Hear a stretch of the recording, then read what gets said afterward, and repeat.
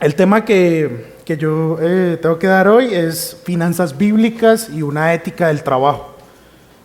Entonces, pues bueno, esto es un tema relevante. Voy a dar algunas razones de por qué este tema es importante.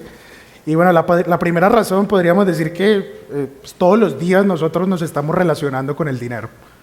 Todos los días nosotros estamos utilizando el dinero para comprar un pasaje de bus, para tanquear nuestra moto, nuestro carro, para mercar, etcétera, ¿sí? Todos los días nosotros nos estamos relacionando con el dinero y por eso es importante que nosotros podamos tener una perspectiva bíblica acerca del dinero. Otra razón es que la forma en como nosotros estamos gastando nuestro dinero habla acerca de nosotros, habla de nuestras prioridades, en qué nosotros estamos empleando el dinero que nosotros tenemos en nuestro bolsillo, habla, bueno, ¿cuál es mi prioridad? Si solamente estoy pensando en mí y en mis deseos egoístas, o si verdaderamente yo estoy buscando vivir una vida para la gloria de Dios.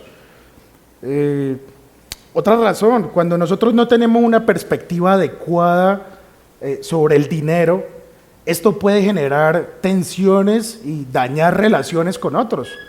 Por ejemplo, una herencia a repartir. Por ejemplo, una trampa en un negocio por dinero. O por ejemplo, una deuda no pagada. Entre muchas situaciones que afectan las relaciones porque las personas no saben ni tienen una perspectiva adecuada sobre el dinero y el manejo del dinero.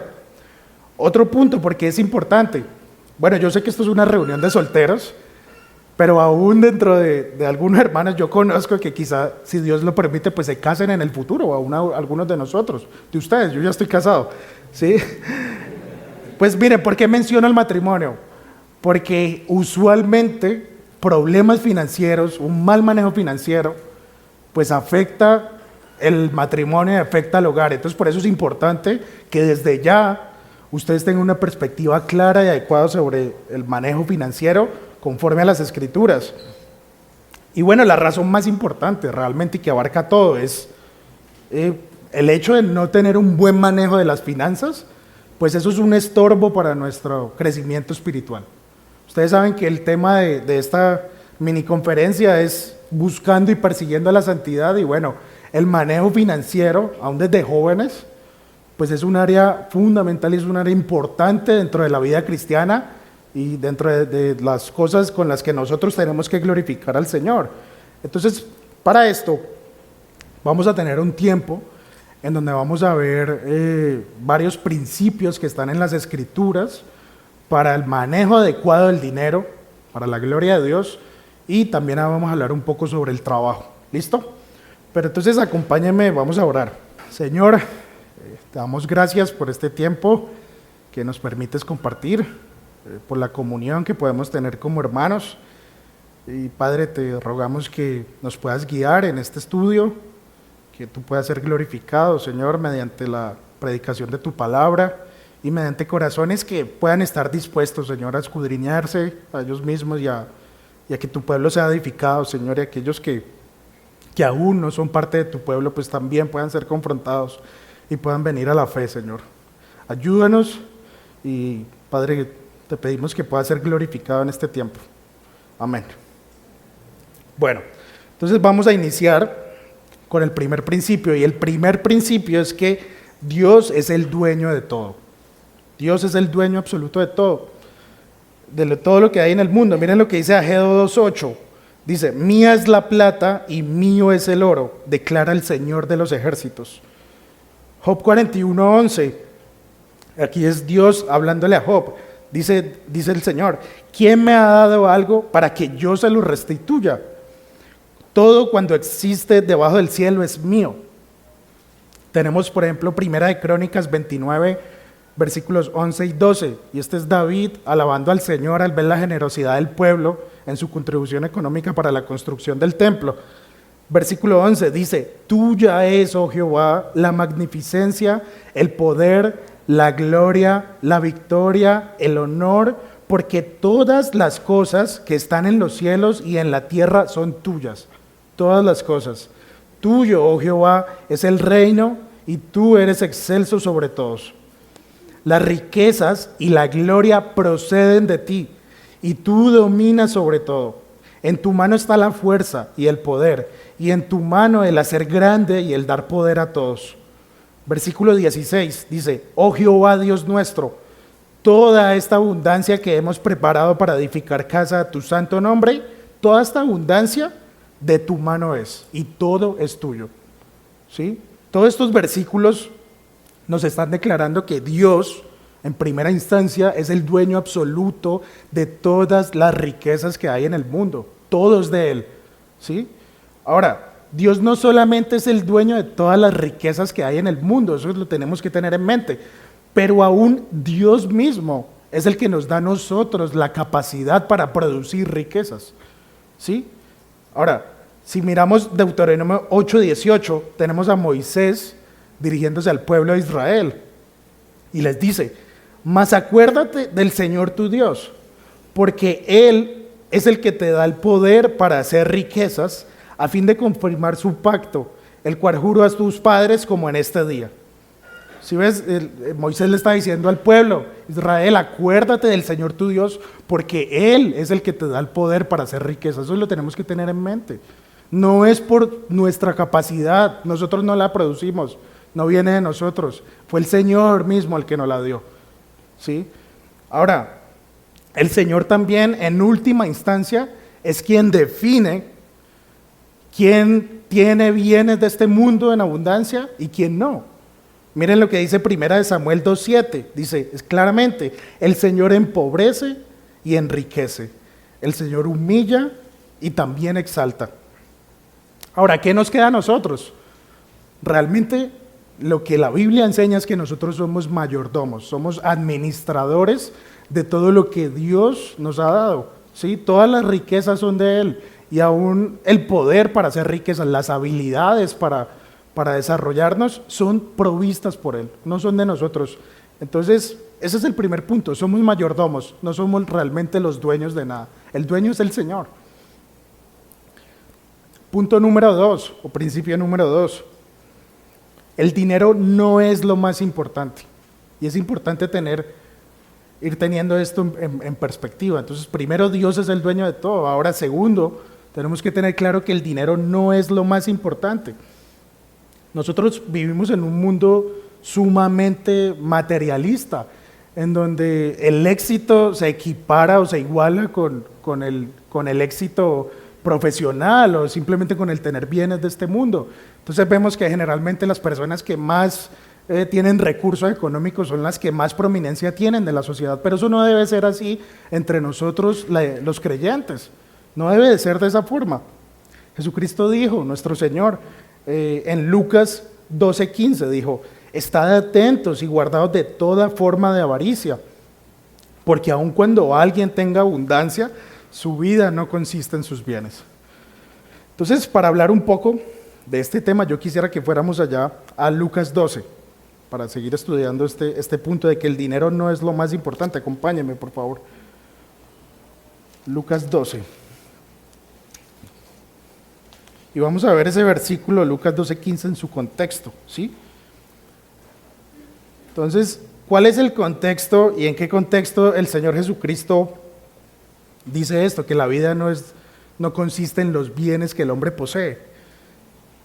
El Señor, si nosotros leemos el capítulo 12, versículo 1, dice, entre tanto una multitud de miles y miles se había reunido, tanto que se atropellaban unos a otros. Y Jesús comenzó a hablar primero a sus discípulos. Entonces vemos que el Señor Jesús estaba con sus discípulos y ellos estaban rodeados por una multitud. Y era tanta gente que ellos estaban pues súper apeñuscados, ¿cierto? Pero dice que el Señor se concentró solamente en sus discípulos, no en la multitud. Y entonces Él, después en lo que resta del capítulo, Él comienza a darle lecciones espirituales a esta multitud. Y entonces, en medio de que el Señor Jesucristo le estaba enseñando a sus discípulos, uno de la multitud lo interrumpe. Entonces, bueno, aquí comenzamos. Aquí vemos el versículo 13. Dice, versículo 13, uno de la multitud le dijo, maestro, dile a mi hermano que divida la herencia conmigo.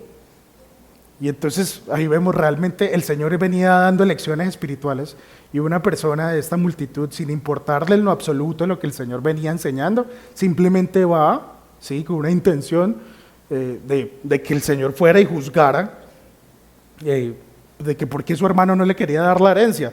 Entonces, una persona totalmente desenfocada. Y el Señor, claramente en su sabiduría perfecta, pues Él aprovecha esta interrupción para dar aún otra lección espiritual. Y entonces el Señor comienza a decirle, mira, hombre, le dijo Jesús, ¿quién me ha puesto por juez o árbitro sobre ustedes? También les dijo, y ahí les dice, estén atentos y cuídense de toda forma de avaricia, porque aun cuando alguien tenga abundancia, su vida no consiste en sus bienes. Este era un hombre que venía solamente pensando en su herencia y no le importaba en lo absoluto las verdades tan preciosas que el Señor venía enseñando, solamente estaba pensando en su herencia. Entonces el Señor aprovecha y les dice, bueno, vamos a hacer una advertencia sobre la avaricia. Comienza con el versículo 15, pero después Él refiere una parábola a partir del versículo 16. Y entonces el Señor Jesucristo dice, entonces les contó una parábola. La tierra de cierto hombre rico había producido mucho. Versículo 17, y él pensaba dentro de sí, ¿qué haré ya que no tengo dónde almacenar mis cosechas? Entonces dijo, esto haré, derribaré mis graneros y edificaré otros más grandes, y allí almacenaré todo mi grano y mis bienes.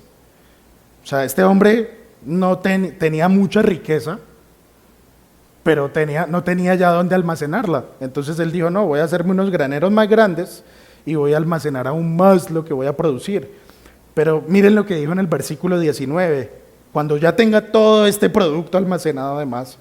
Versículo 19 dice, y diré a mi alma, alma, tienes muchos bienes depositados para muchos años, descansa, come, bebe y diviértete. Pero Dios le dijo, necio, esta misma noche te reclaman el alma, y ahora, ¿para quién será lo que has provisto? Así es el que acumula para sí y no es rico para con Dios. Entonces miren, en esta parábola nosotros estamos viendo, el Señor está describiendo un hombre que tenía muchos bienes, como estábamos hablándolo, muchos bienes de este mundo. Y digamos que la parábola no se enfoca tanto en que esté mal que el hombre tuviera muchos bienes, sino que principalmente en el versículo 19 está el gran error y el gran pecado de este hombre, y es poner su esperanza y su meta en esos bienes que él estaba acumulando. Él estaba acumulando y empeñado solamente en acumular riquezas, siendo eso lo más importante para su vida, ¿cierto? Y entonces el fin de este hombre era, diré a mi alma, alma, tienes muchos bienes, entonces ahora sí, descansa, ¿sí? Es como cuando uno vive y comienza a vivir ahorita desde joven y dice, no, pues el día que yo me pensione, ese día voy a estar tranquilo, porque tengo mi dinero. O me dejaron una herencia y no tengo más problemas, y entonces es la tentación que tenemos, ¿no? De poner nuestra seguridad y nuestra confianza en el dinero y de ir tras del dinero como si fuera lo más importante en este mundo.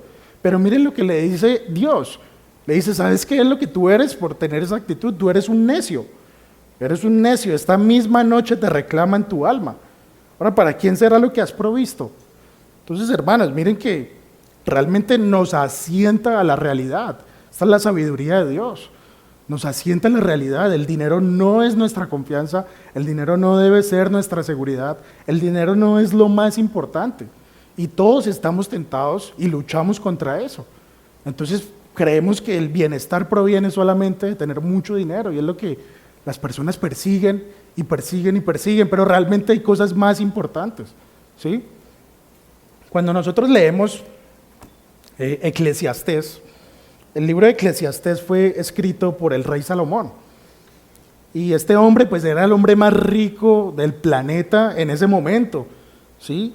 Y este hombre, Salomón, se propuso utilizar todas sus riquezas para saciar su alma, ¿sí? Pero ¿saben a qué conclusión llegó él? Todo, absolutamente todo debajo del sol, todo en este mundo es vanidad. Realmente sin nada vinimos a este mundo y sin nada nos vamos a ir. Realmente lo único que nos puede llenar es el Señor, no los bienes materiales. Y miren él cómo concluye su libro. Eclesiastés 12, versículos 13 y 14, dice, el fin de todo discurso oído es este, dice el rey Salomón, teme a Dios y guarda sus mandamientos, porque esto es el todo del hombre. porque Dios traerá toda obra a juicio, juntamente con toda cosa encubierta, sea buena o sea mala. Este es el todo del hombre. Realmente lo más importante en este instante, primero es que nosotros estemos en Cristo. Primero es que nosotros realmente nos hayamos arrepentido de nuestros pecados y que nosotros hayamos puesto nuestra confianza en Jesucristo y estemos caminando en santidad como estamos viendo. El hecho de que estemos caminando en santidad es entonces un fruto de que verdaderamente yo estoy en Cristo. Porque es que si yo estoy viviendo conforme al mundo, si yo estoy pecando deliberadamente contra el Señor y no tengo temor de Dios, como dice aquí Salomón, pues entonces yo voy a enfrentar una condenación eterna si salgo de este salón y algo me llega a pasar. Y eso realmente es lo que más importa. Entonces eso realmente es lo que más importa más tu alma, ¿sí? Pero aquellos que ya estamos en Cristo, pues entonces también estamos bien enfocados, traemos eso a nuestra mente, que realmente no vivimos para acumular riquezas en este mundo, sino que vivimos para acumular tesoros en los cielos. Realmente el dinero no es lo más importante, ¿sí? Entonces, seguimos con otro principio número 3. Es que el dinero en sí mismo es neutral. El dinero es neutral, no es ni bueno ni es malo. Las escrituras no condenan el tener bienes de este mundo, no condenan el dinero en sí mismo. Lo que sí condena la Biblia es el amor al dinero. El amor al dinero. Entonces, por ejemplo, 1 Timoteo capítulo 6, versículos 9 y 10. Dice, porque los que quieren enriquecerse caen en tentación y lazo, y en muchas codicias necias y dañosas que hunden a los hombres en destrucción y perdición. Los que quieren enriquecerse es como lo mismo que amar el dinero. Aquellos que quieren enriquecerse caen en tentación y lazo y en codicias necias y dañosas que hunden a los hombres en destrucción y perdición. Miren, estamos jóvenes, están empezando su vida laboral, pues hay que estar bien enfocados.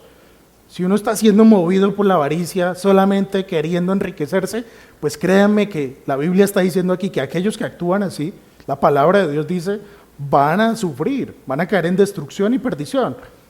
Miren lo que dice el versículo 10, dice, porque raíz de todos los males es el amor al dinero, el cual codiciando algunos se extraviaron de la fe y fueron traspasados de muchos dolores. Tienen que notar que en este versículo no dice que la raíz de todos los males es el dinero, sino más bien el amor al dinero. No es que yo tenga dinero, no es que yo esté pecando si tengo dinero, es si yo amo ese dinero. Usted puede ser una persona con mucho dinero y no amarlo, o puede ser una persona con recursos escasos, puede ser una persona pobre y amar mucho el dinero. ¿Sí me entienden? Nosotros vemos en las escrituras ejemplos de hombres que amaron el dinero y vemos cómo terminaron. Por ejemplo, vemos en Josué 7, versículos 20 y 21 a Acán. Y Acán pecó, codició, amó el dinero y por eso llevó a Israel a la derrota. Miren lo que dice aquí está Josué confrontándolo. En el versículo 20 dice, Acán respondió a Josué, le dijo, en verdad he pecado contra el Señor Dios de Israel. Y esto es lo que he hecho. Cuando vi un botín hermoso, manto de Sinar, 200 ciclos de plata y una barra de oro de 50 ciclos de peso, los codicié y los tomé. Y aquí que estaban escondidos en la tierra dentro de mi tienda con la plata debajo. Este hombre los miró, los codició y los tomó. Fue esa codicia. Y ustedes saben que esto condujo a la destrucción y a la muerte de muchas personas. Termina mal. ¿Saben cómo terminó Judas? Que vendió al Señor Jesucristo por 30 monedas de plata. Eso está en Mateo 27:3. Terminó mal también. Y también vemos lo opuesto. Hombres en las escrituras que tuvieron mucha riqueza y no amaron su dinero. Vemos por ejemplo a Abraham. Abraham tenía mucha riqueza. José en Egipto era el segundo al mando. ¿Sí? Job, David, entre otros. Entonces lo que les estaba diciendo ahorita, usted puede tener mucha riqueza y no amar el dinero, pero usted puede ser una persona con recursos limitados y amarlo. ¿Sí? Entonces se trata de un asunto del corazón. ¿Sí? No se trata del dinero en sí mismo. El dinero en sí mismo es neutral. Entonces, esto es una advertencia y una advertencia contra un corazón avaricioso y un corazón codicioso. Y este es un corazón que es falto de contentamiento.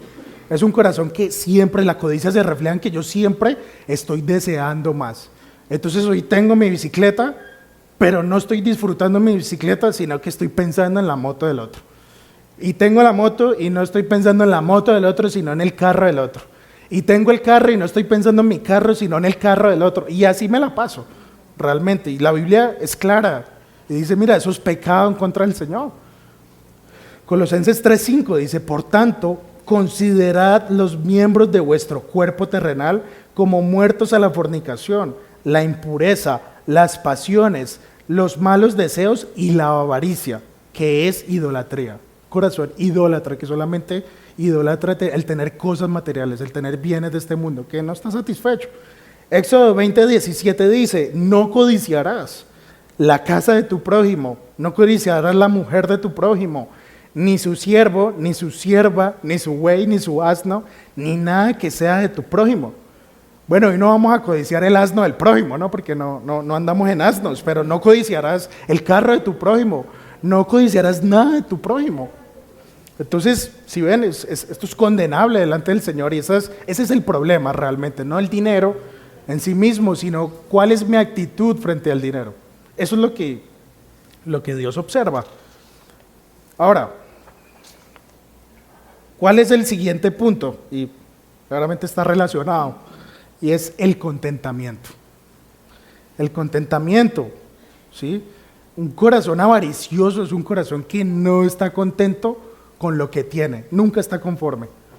Entonces, el contentamiento es la cura contra un corazón que está codiciando todo el tiempo, ¿sí? Y para esto, para hablar sobre el contentamiento, quiero que me acompañen, por favor, a Filipenses capítulo 4, versículo 10. Listo, entonces, ¿qué está pasando aquí? Pablo escribe esta carta a los filipenses, a la iglesia en Filipos, desde una prisión en Roma. Él estaba en ese momento encarcelado en Roma y uno de los propósitos, no el único, pero uno de los propósitos por los cuales él le estaba escribiendo a estos hermanos es que él les estaba agradeciendo por una ofrenda que ellos le habían enviado para su sostenimiento. Y estos hermanos de Filipos habían sido fieles en estar enviando ofrendas a Pablo para su sostenimiento desde que él inició su ministerio, ¿sí? Pero hace algunos años ellos no habían vuelto a enviar ofrendas a Pablo para su sostenimiento, ¿sí? Por alguna razón que no conocemos, ellos habían parado de enviar ofrendas a Pablo. Y pues realmente sí conocemos una razón, la principal, que era la providencia del Señor. El Señor providencialmente había ordenado las cosas para que ellos retuvieran, no pudieran enviar esas ofrendas a Pablo. Y eso lo podemos ver, por ejemplo, en los versículos 14 y 16. Les leo. Dice, sin embargo, ustedes han hecho bien en compartir conmigo en mi aflicción.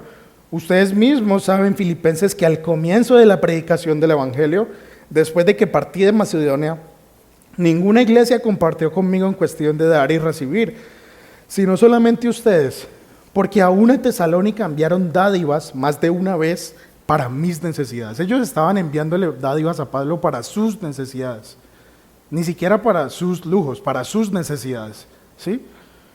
Pero ellos habían parado eso, el Señor lo había determinado de esa forma. Entonces, pero con esta carta Pablo les estaba agradeciendo de que lo habían reanudado, ¿sí?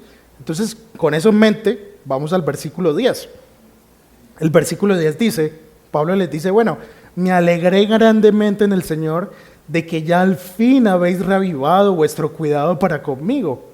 En verdad, antes os preocupabais, pero os faltaba oportunidad. Miren lo que Pablo les está diciendo. Él les está diciendo, bueno, me alegré grandemente de que ustedes ya han reavivado ese cuidado para conmigo. Él les dice, miren, yo sé que ustedes se preocupaban por mí. Ustedes no dejaron de enviarme esas ofrendas para mis necesidades porque no me quisieran seguir aportando y ayudando. Pero a ustedes les faltaba oportunidad, ¿sí? Pablo tenía en mente que era el Señor quien estaba por encima de eso. Por lo tanto, su confianza estaba puesta completamente en el Señor. Él tenía un corazón confiado y empezamos a ver una parte esencial Y la parte de la que quiero hablar en este momento es esencial del contentamiento y es un corazón que confía en el Señor. Un corazón que confía en el Señor. Voy a leerles un comentario acerca de este versículo. Abro comillas aquí. Dice, es interesante que Pablo no se queja ni los acusa de haberlo olvidado. Pablo reconoce que quizá ellos tenían la intención, pero no habían tenido la oportunidad. La palabra que Pablo utiliza implica que él entiende que Dios no había orquestado tal ayuda, que la ayuda de los filipenses fuese posible hasta ahora. En otras palabras, y esto es importante, Pablo dice, si esto fue así, fue porque Dios lo permitió. ¿Sí? Entonces Pablo estaba completamente confiado en el Señor.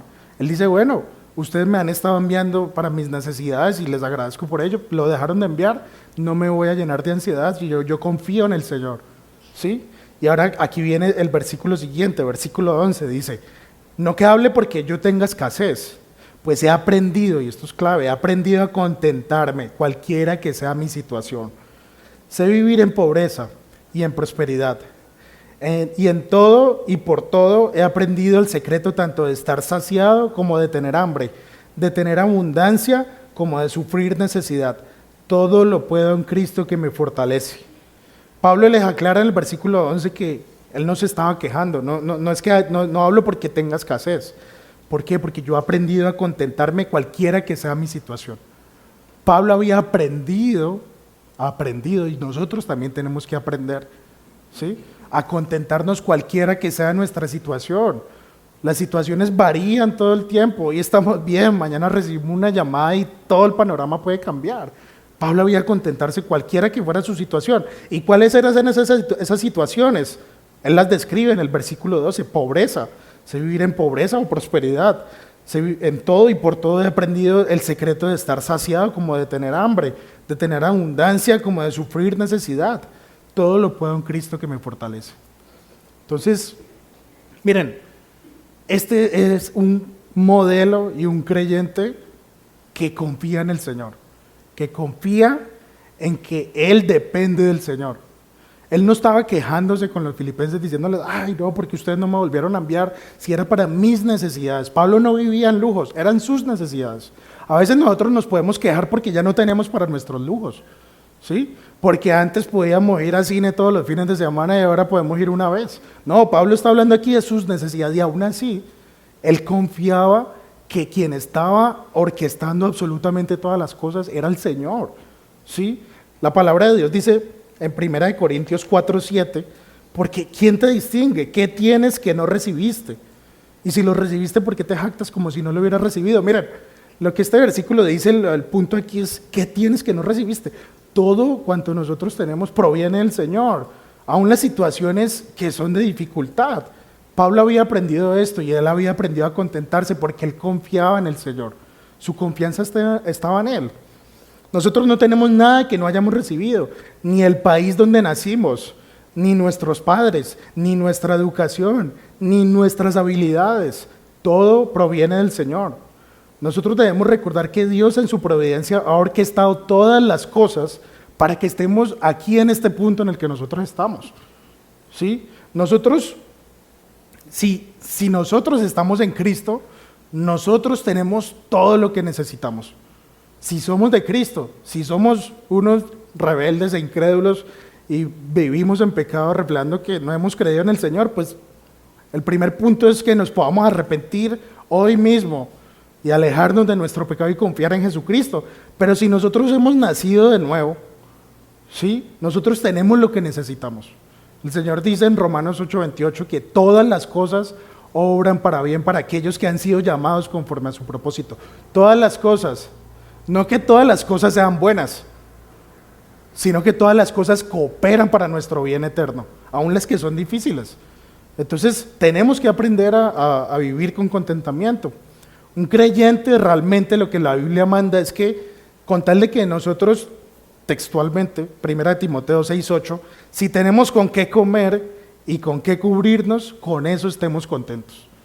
Con las necesidades básicas, nosotros como creyentes estamos llamados a estar contentos. Nosotros hoy, por la gracia de Dios, algunos podemos tener algunos privilegios, otros menos, Pero al final realmente todos estamos llamados a estar contentos con las necesidades básicas que el Señor, para las cuales el Señor nos provee.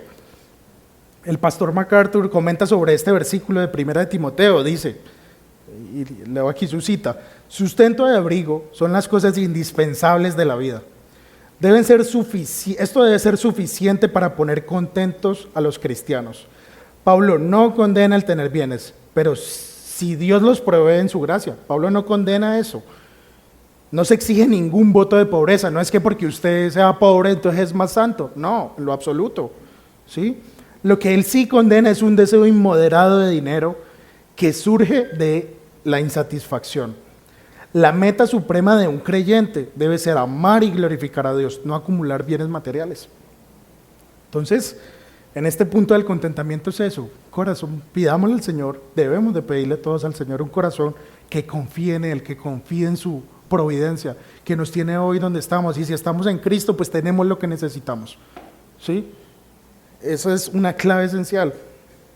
Entonces, seguimos con el punto número 5, y aquí ya vamos a empezar a hablar entonces del trabajo diligente.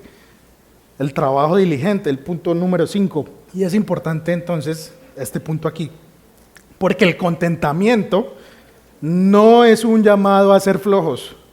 Dios nos manda a ser productivos. No es como que entonces estamos viendo que tenemos que tener contentamiento y todos los días nos estamos levantando a las 11 de la mañana y entonces estamos contentos con eso. No se trata de eso. Nosotros tenemos responsabilidad y la Biblia nos manda a ser productivos, ¿sí? Proverbios 14:23 dice: en toda labor hay fruto, mas las vanas palabras de los labios empobrecen. Proverbios 20:13 dice: no ames el sueño, no sea que te empobrezcas. Abre tus ojos y te saciarás de pan. Abre tus ojos, eso es bien práctico, ¿no? Eso es bien práctico.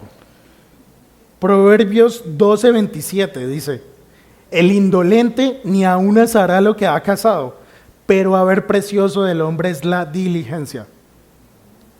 Y el último aquí, Proverbios 13:4 dice: el alma del perezoso desea mucho, pero nada consigue. Sin embargo, el alma de los diligentes queda satisfecha.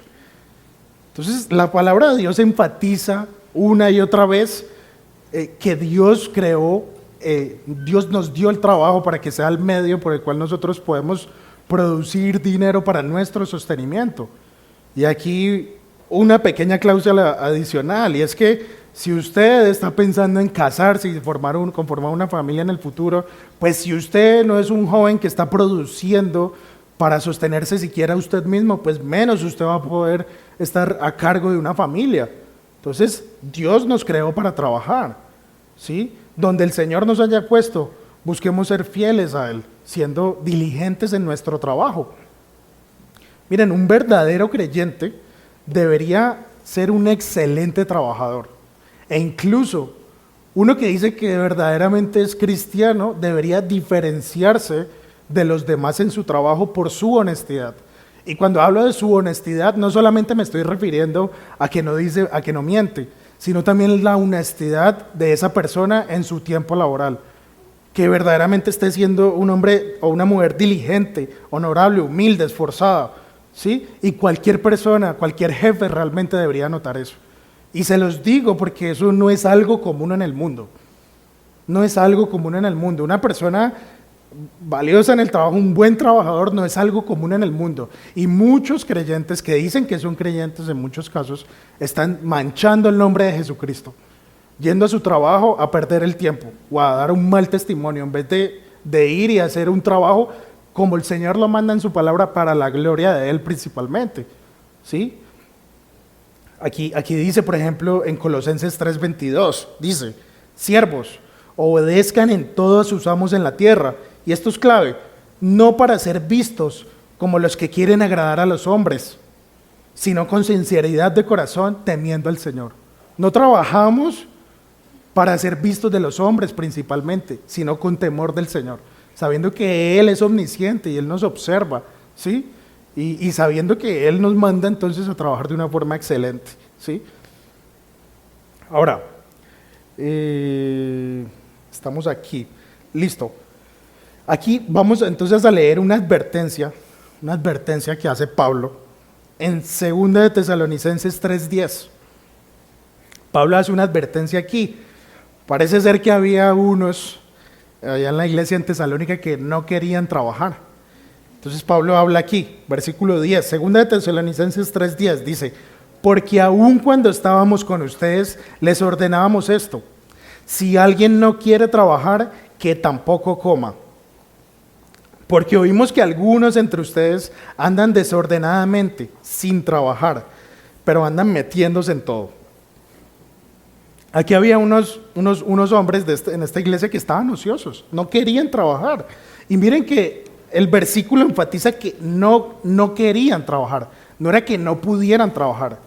La Biblia es clara y llama a los creyentes a sostener a aquellos que están en necesidad porque no pueden trabajar, porque no sé, se lesionaron, etcétera, no tienen la capacidad de hacerlo. Pero es aquellos, Pablo advierte contra aquellos que pudiendo hacerlo no lo hacen, que estando bien no salen a trabajar. Dice entonces esos que tampoco coman, es lo que declara aquí la palabra de Dios.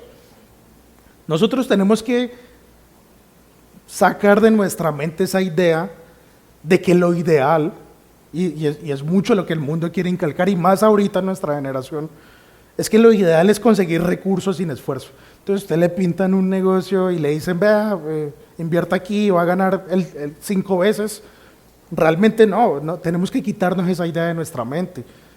¿Sí? Hay algunos que se la pasan esperando el negocio milagroso, y pasa el tiempo, y pasan los años realmente, y les dicen, bueno, ¿y tú en qué trabajas? No, estoy aquí esperando que me salga un negocio, que me salga un proyecto.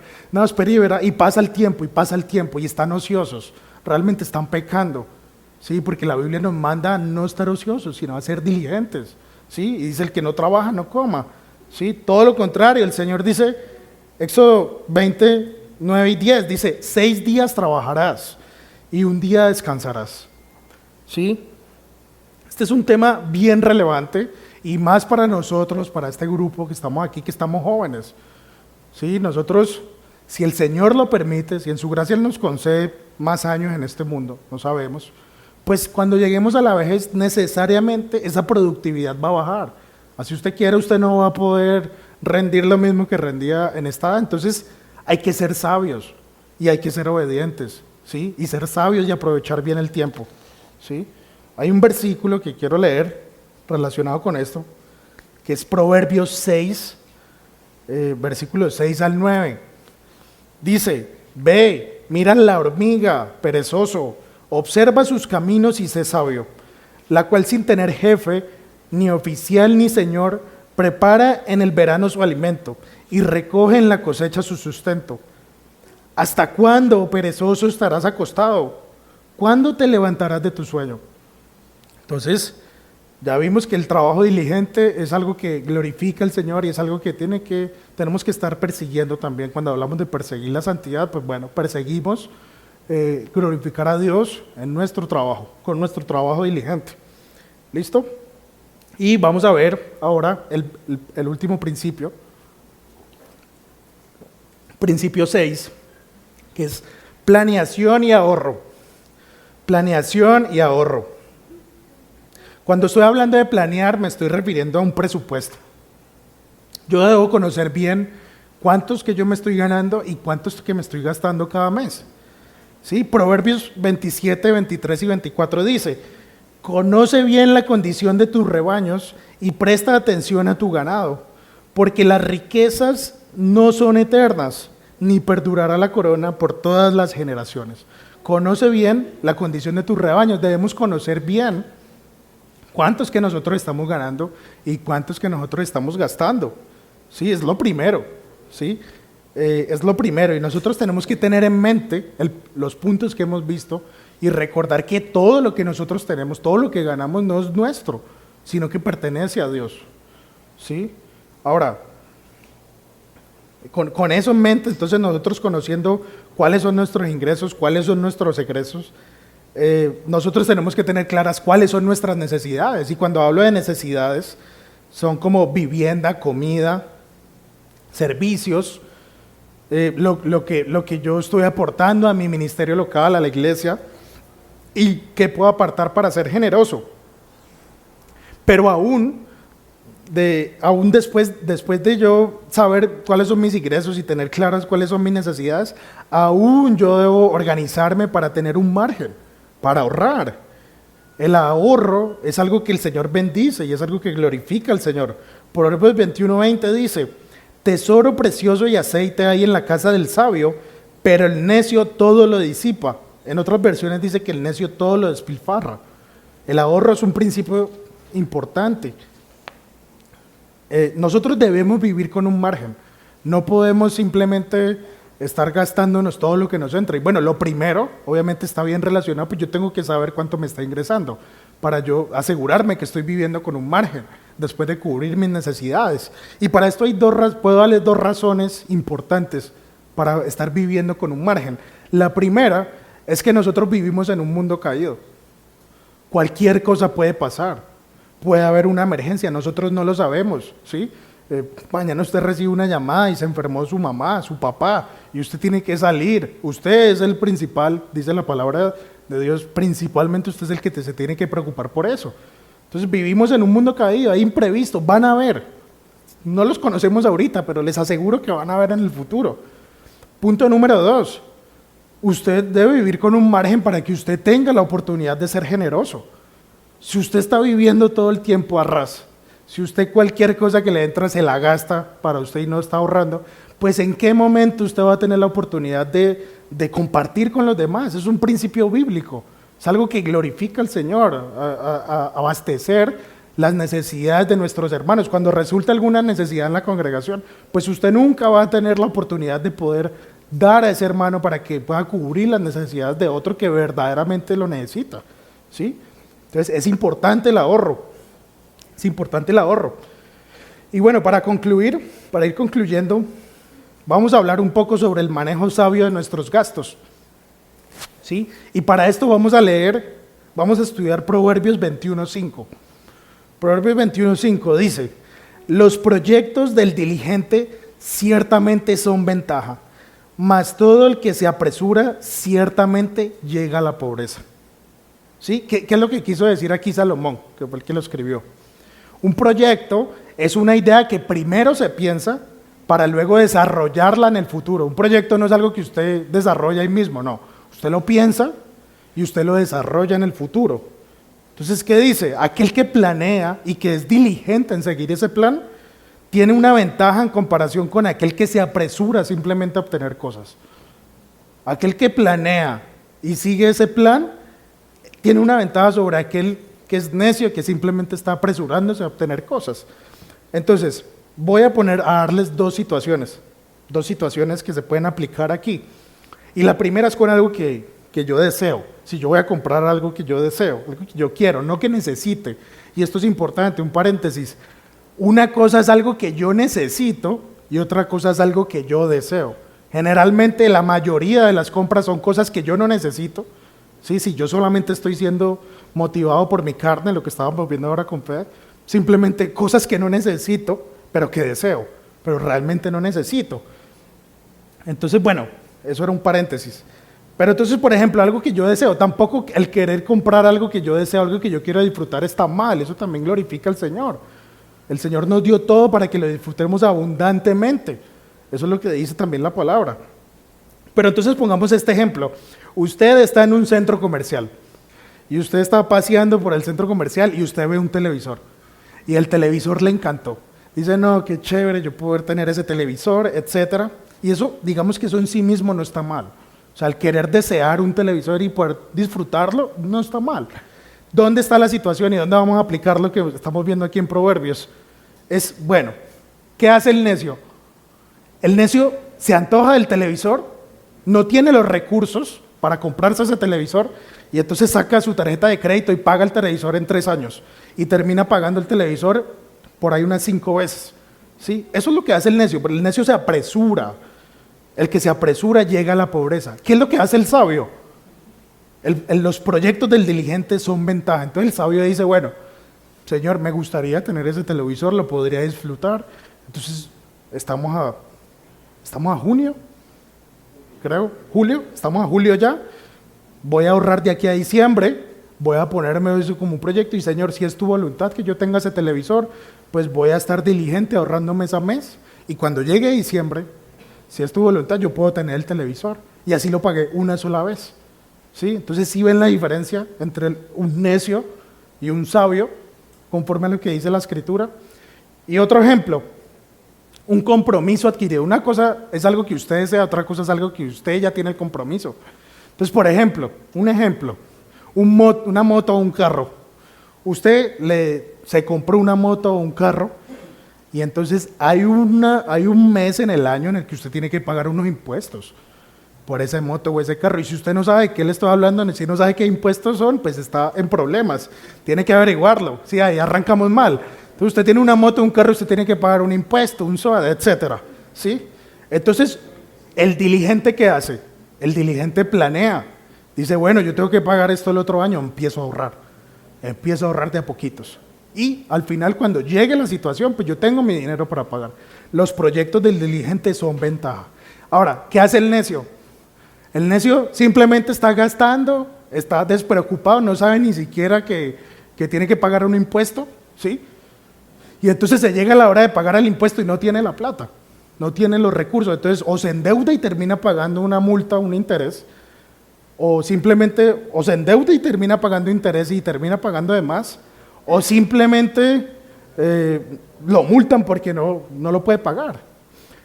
Entonces sí ven la diferencia y lo importante de planear sabiamente lo que nos enseña la palabra de Dios. Obviamente pues, habría muchas más cosas, cada caso es específico, yo solamente estoy dando algunos ejemplos, pero bueno, ya para concluir, yo quisiera leerles estos versículos. Salmo 119:9 nos enseña y nos dice: ¿cómo puede el joven guardar puro su camino? Guardando tu palabra. Y Eclesiastés 12:1 dice: acuérdate de tu Creador en los días de tu juventud, antes de que vengan los días malos y lleguen los años en los cuales diga, no tengo en ellos contentamiento. Y miren, ¿por qué leo estos versículos al final? Porque finalmente lo que hemos estado hablando en este rato, inclusive ahorita con nuestro hermano Fede, no son nuestras ideas, es la palabra de Dios. Es lo que el Señor piensa acerca, en este caso, de las finanzas, de nuestro manejo financiero. Y si nosotros no atesoramos eso en nuestro corazón, si no estamos meditando en eso, buscando ser obedientes a lo que dice el Señor en su palabra, pues entonces vamos a sufrir, ya sea en este mundo o si no estamos en Cristo, pues en la eternidad, ¿sí? En una condenación eterna. Pero aferrémonos a esas verdades, y pidámosle al Señor que nos ayude a ser fieles con nuestras finanzas y con el trabajo. Bueno, hermanos, vamos a orar para terminar. Señor, te agradecemos por este tiempo. Gracias, Señor, por tu palabra, porque nos ilumina y nos provee tanta sabiduría, Señor, para poder honrarte y glorificarte, Señor, en todas las áreas de nuestra vida. Señor, sabemos que todo es tuyo, Señor. Aún nosotros mismos, Señor, pertenecemos a ti.